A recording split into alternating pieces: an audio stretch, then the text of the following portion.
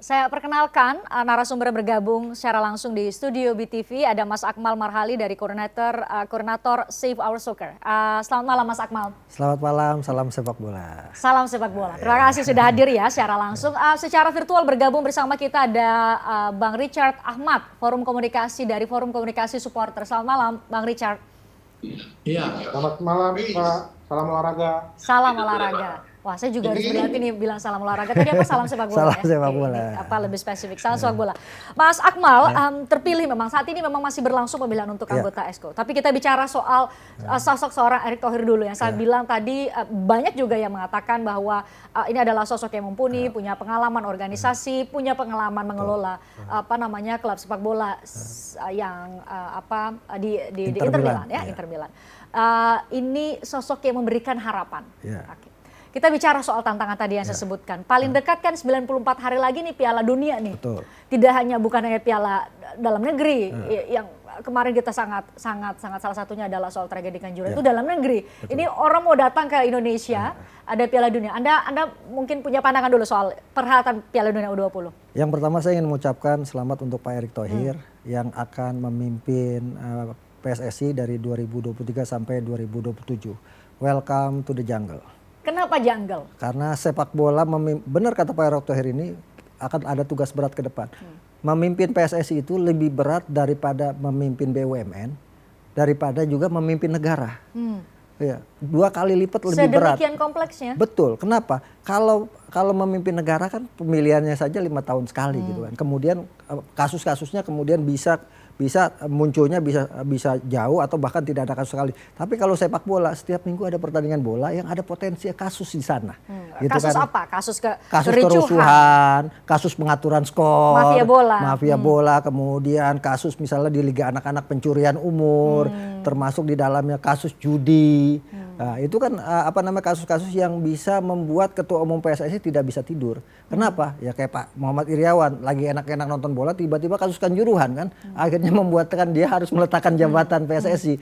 Nah, ini yang saya katakan ngurus sepak bola itu tidak lebih ringan dibandingkan ngurus BUMN dan ngurus negara Indonesia sebesar Indonesia juga gitu. Kalau menurut Bang Richard bagaimana, Bang?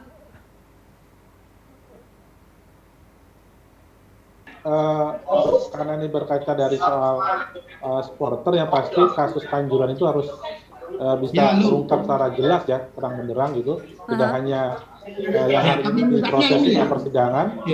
Lalu tantangan keduanya tentunya tidak Piala Dunia dulu, tapi Piala Asia yang akan dilakukan timnas kali ini jadi tantangan Pak Erick.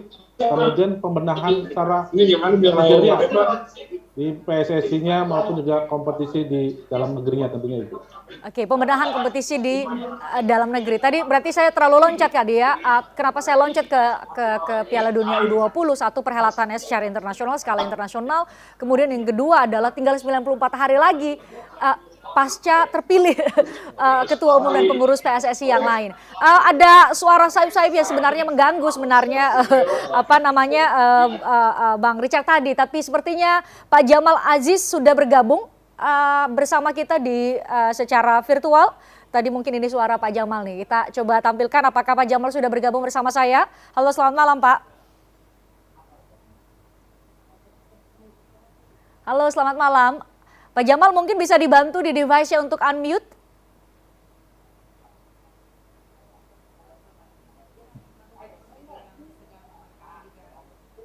Oke. Tampaknya kami masih punya kendala secara audio, secara visual sih saya sudah bisa lihat tadi.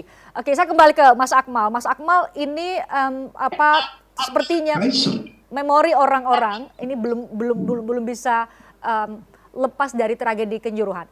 Tragedi Kanjuruhan itu kan tidak bisa dilihat secara sederhana bahwa ada chaos, tapi ini merupakan salah satu kasus yang kalau diurai banyak sekali sebenarnya dimensinya. Mungkin Anda bisa mengelaborasi itu. Kasus Kanjuruhan ini adalah gambaran kumulatif dari masalah sepak bola Indonesia. Semua ada di Antara kasus lain? kanjuran itu. Masalah pengaturan skor, masalah sistem pengamanan yang tidak begitu baik, sampai masalah manajemen supporter. Pokoknya kasus kanjuran itu adalah akumulatif dari permasalahan sepak bola Indonesia. Karena itu harus dikedepankan, diselesaikan oleh ketua umum yang baru. Masalahnya adalah mulai dari mana? Mulai dari mana mengurai begitu banyak, begitu kompleksnya masalah di dunia persepak bolaan tanah air? Ya, ada 5 hal yang menurut saya harus diurai oleh Pak Erick Thohir. Dan ini juga akan menjadi bom waktu yang sewaktu-waktu bisa meledak, bahkan bisa melengsarkan Pak Erick Thohir dari kepemimpinannya sebagai ketua umum PSSI.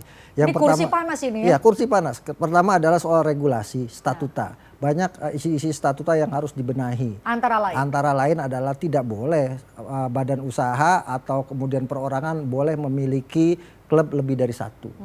Cross ownership. Saat ini terjadi banyak orang, misalnya Raffi Ahmad punya Rans tapi punya saham di Arema, punya saham juga di Persija, itu tidak boleh. Kenapa? Ini ada potensi nantinya match fixing. Dia punya kepentingan di 3 klub itu, dia bisa atur dengan 3 klub itu siapa yang mau jadi juara. Dan ini problem yang sangat-sangat dilarang oleh FIFA, namanya cross ownership. Dilarang oleh FIFA. Dan ini harus dibenahi. Kenapa? Karena banyak orang-orang sekarang yang punya klub lebih dari 1. Pak Peter Tanuri misalnya kan, punya klub lebih dari 1. Dan ini sangat memungkinkan untuk terjadinya pengaturan siapa juara, siapa degradasi. Itu yang pertama. Yang kedua, misalnya terkait dengan regulasi kompetisi, termasuk di dalamnya regulasi supporter. Supporter ini harus mendapatkan payung hukum sehingga kemudian bisa bisa menonton sepak bola dengan aman dan nyaman. Ini yang pertama yang bisa meledak. Kalau regulasi ini tidak ditegakkan, sewaktu-waktu Pak Erick Thohir bisa dilengsarkan. Yang kedua yang harus diamankan adalah soal kompetisi. Itu kan tadi match fixing, kemudian juga bagaimana menangani wasit yang bermasalah, kemudian juga bagaimana penjadwalan. Kita kan jadwal bola kita ini udah ngalahin sinetron, stripping. Setiap hari ada pertandingan bola. Kuantitasnya banyak tapi kualitasnya tidak ada. Inilah yang membuat tim nasional kita tidak bisa berprestasi. Karena sudah dipaksa di dalam negeri menghabiskan tenaga untuk kompetisi, sementara kompetisinya semua juaranya sudah diatur. Ini problem yang kalau kemudian meledak akan membuat Pak Erick Thohir bisa sewaktu-waktu dilengsarkan oleh anggotanya. Yang ketiga, yang terkait dengan pembinaan supporter yang tadi disampaikan oleh Richard. Ya kan, setiap minggu ada pertandingan, setiap minggu setiap ada pertandingan ada kerusuhan. Ini akan merusak citra Pak Erick Thohir sebagai ketua gitu. Karena siapa? Orang yang dituju pasti ketua umum PSSI. Walaupun misalnya ada bidang-bidang yang ditugaskan menangani supporter. Nah, supporter ini harus mendapatkan perhatian lebih. Karena supporter kita kan supporter yang dibangun dari kultur, bukan dari mindset.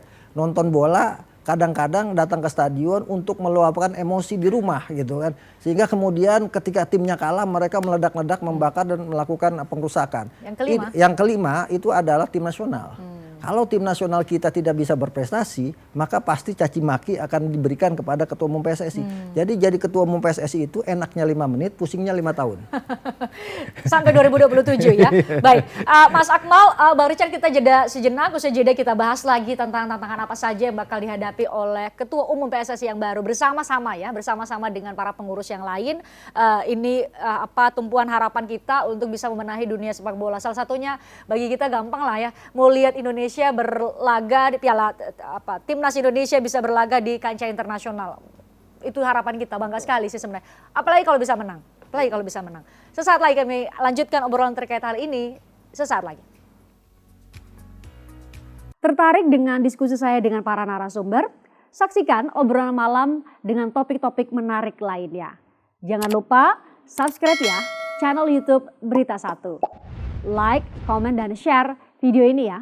Terima kasih.